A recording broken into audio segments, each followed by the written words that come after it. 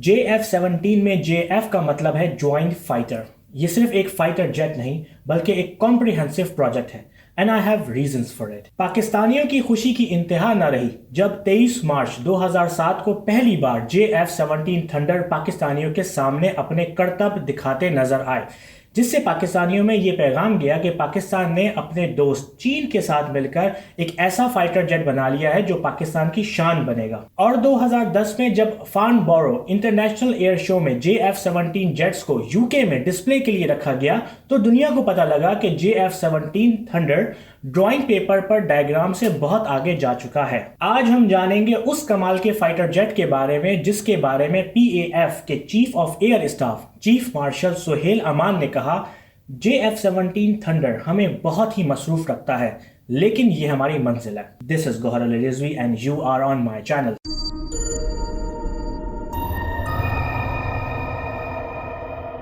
आप इसको शुरू से समझें। ये साल है 1990 का। इस वक्त पाकिस्तान के पास सबसे बेहतर फाइटर जेट F-16 है जो कि 4th जनरेशन जेट है, अमेरिका से खरीदा हुआ। इसके अलावा डसॉल्ट मिराज 3 एंड 5 हैं जो कि तकरीबन 2nd जनरेशन जेट्स हैं, और F-7 जो कि चाइनीज है और वो भी 3rd जनरेशन का।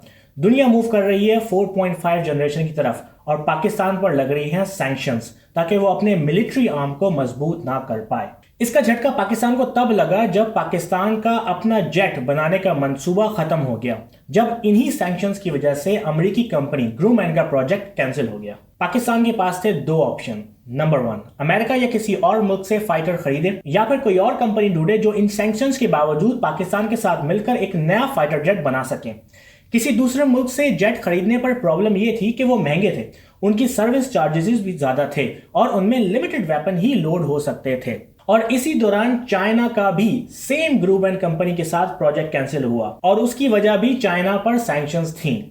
और यहां ख्याल आया पाकिस्तान और चाइना को कि हम दोनों को मिलकर एक नए जेट पर काम करना चाहिए जो हमारी मॉडर्न जरूरियात को पूरा कर सके। और फिर बैठे पाकिस्तान एरोनॉटिकल कॉम्प्लेक्स PAC और चेंगडू एयरक्राफ्ट इंडस्ट्री ग्रुप, जिन्होंने फैसला किया कि हमें एक 4th जनरेशन जेट बनाना है जो सस्ता हो, बेहतर हो और जिसको फर्दर अपग्रेड करके 4.5 या उससे भी आगे ले जाया जा सके। इस प्रोजेक्ट पर 500 मिलियन USD के खर्चे का एस्टिमेट किया गया, जिसमें 58% workload Pakistan and rest China ने करना था अलॉन्ग विद रशिया। इस जेट के चीफ डिजाइनर यांग वी हैं, जिन्होंने J-10 भी डिजाइन किया है। यह प्रोजेक्ट कुछ ऐसे था। पाकिस्तान इस जेट को 3 फेजेस में प्लान कर रहा था, block 1, block 2 and block 3। Block 1 के दौरान पाकिस्तान ये चाहता था कि 50 जेट्स मैन्युफैक्चर करे और उनसे सीख कर और अपनी रिसर्च बढ़ाकर और दुनिया की एडवांसमेंट को देखकर ब्लॉक 2 के 50 जेट्स बनाए जाएं और इनको पहले से ज्यादा इंप्रूव करें और उनसे सीख कर रिसर्च करके ब्लॉक 3 के जेट्स को बनाया जाए। ब्लॉक 1 के जेट्स में 3300 किलो के बॉम्ब्स, एमुनेशन और फ्यूल ले जाने की सलाहियत थी। इसमें 7 हार्ड पॉइंट्स थे। हार्ड पॉइंट से मुराद जहाज के वो पॉइंट जिस पर कोई मिसाइल, फ्यूल टैंक या बॉम्ब फिक्स किया जा सकता है। इसकी मैक्सिमम स्पीड 1.6 माक थी, यानी कि आवाज की रफ्तार से तकरीबन 60% ज्यादा। इसमें KLJ-7 रडार था। इस रडार की वजह से JF-17 पर कई बार क्रिटिसिज्म किया जाता है और इस जेट में रशियन इंजन क्लिमोव RD-93 था। PAF already with in visual range में बहुत एडवांस थी, यानी कि अगर दुश्मन का जहाज इतना करीब है कि आंख से देखा जा सकता है तो पाकिस्तान ऐसी सिचुएशन को बहुत अच्छे से हैंडल कर सकता था। लेकिन टेक्नोलॉजी के एडवांसमेंट की वजह से अब बियॉन्ड विजुअल रेंज मिसाइल भी मौजूद थे, यानी कि एक जहाज को इतनी दूर से भी निशाना बनाया जा सकता था कि जब वो दूसरे जहाज को देख भी नहीं सकता था। और ये पूरा हुआ SD-10 मिसाइल से, जिसने JF-17 को बियॉन्ड विजुअल रेंज भी मुहैया की। फिलहाल JF-17 थंडर में ये मिसाइल्स और टेक्नोलॉजी लग सकती है। PL-5E2 जो कि एयर टू एयर मिसाइल है, SD-10 जो कि बियॉन्ड विजुअल रेंज मिसाइल है, C-802 anti shipping missile, MAR anti radar weapon, air to ground MK-82, MK-83, N-84 bombs हैं। और उससे भी कमाल की बात यह है कि JF-17 थंडर एक ही वक्त में air to ground, air to air और एंटी शिपिंग मिसाइल भी ले जा सकता है। PAF की ऑफिशियल वीडियो में बताया गया कि JF-17 की बनाने की लागत इसी जनरेशन के जेट से तकरीबन 1/3 है। ब्लॉक 1 का 50वां जेट 2013 में बना, जिसके बाद पाकिस्तान ने ब्लॉक 2 पर काम शुरू कर दिया। ब्लॉक 2 के जेट्स में पहले से बेहतर एवियोनिक्स, पहले से ज्यादा वेट को ले जाने की सलाहियत और एयर टू एयर रिफ्यूलिंग शामिल की गई। एयर टू एयर रिफ्यूलिंग से मुराद यह है कि जहाज में उड़ते हुए ही फ्यूल भरा जा सकता है और जिससे जेट को और भी ज्यादा रेंज मिलती है एंड इकोनॉमी भी।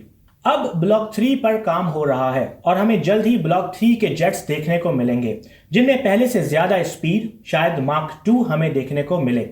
हेलमेट माउंटेड डिस्प्ले और AESA, जिसको ऐसा रेडार भी कहते हैं, वो खुसूसियात मिले। ये वो खुसूसियात हैं जो हमें 4.5 जनरेशन की जेट में नजर आती हैं। फन फैक्ट्स, जब भी आप कोई भी JF-17 जेट को देखें तो उस पर आपको ये नंबर दिखता है।